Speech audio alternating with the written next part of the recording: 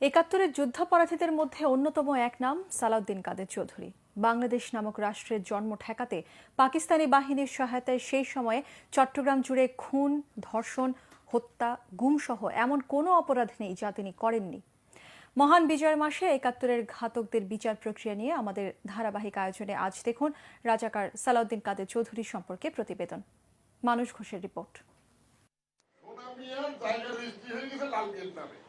লাল পিএর রাজনীতি সোনা পিএর নামে হ্যাঁ গেছে কোর্টে ব্যবসায় বলছেন কোনো ব্যাপারই না। মিয়া তো ঠিক আছে, সোনাটা শুধু লাল করে নাও।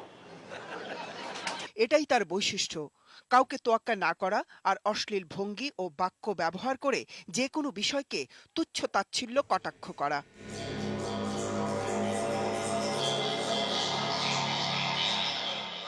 পঞ্চম সংশোধনীতে জজ সাহেবদের বয়স জিয়র রহমান সাহেব ৬০ থেকে ৬২ করছিলেন, ওইটা কিন্তু ঠিক আছে। সপ্তম সংশোধনীতে ইরশাদ সাহেব জজ সাহেবদের বয়স ৬২ থেকে ৬৫ করছেন, ওইটাও কিন্তু ঠিক আছে। ঠিক আছে, সোনা লাল হয়ে গেছে।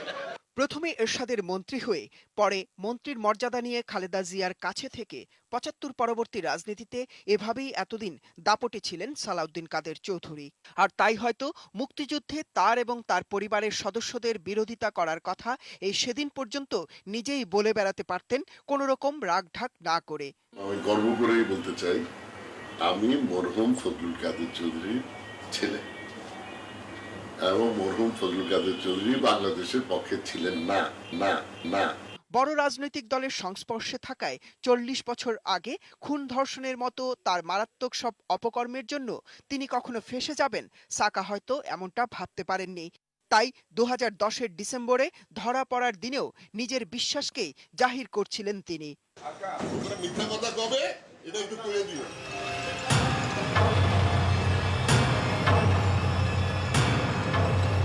মুক্তিযুদ্ধের সময় চট্টগ্রাম ও রাউজানে গণহত্যা, লুটপাট, অগ্নিসংযোগ সহ মানবতা বিরোধী অপরাধে সাকার প্রত্যক্ষ ও পরোক্ষভাবে জড়িত থাকার প্রমাণ পেয়েছে তদন্ত সংস্থা। আন্তর্জাতিক অপরাধ ট্রাইব্যুনালে তাই সাকার বিরুদ্ধে ২৫টি সুনির্দিষ্ট ঘটনায় ৯ শ্রেণীর ৭৭টি অভিযোগ এনেছে প্রসিকিউশন। রাউজান অঞ্চলে ৬৯ পাড়া, মধ্য গহিরা থেকে শুরু করে সুলতানপুর, ওইখানে পার্টিকুলার একটা দিনে পর্যায়ক্রমে সারাদিন ব্যাপী সেখানে হিন্দু অধ্যুষিত এলাকায় গণহত্যা চালানো হয়।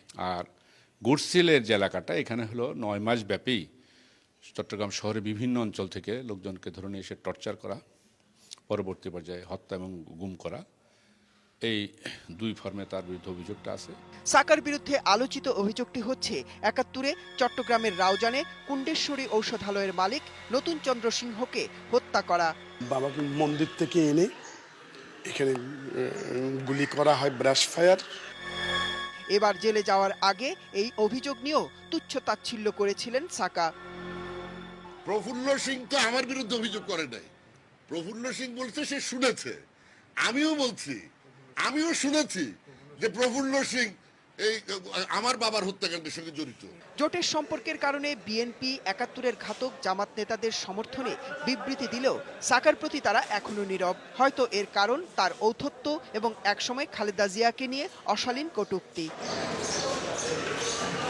মানস ঘোষ, এটিএন বাংলা, ঢাকা।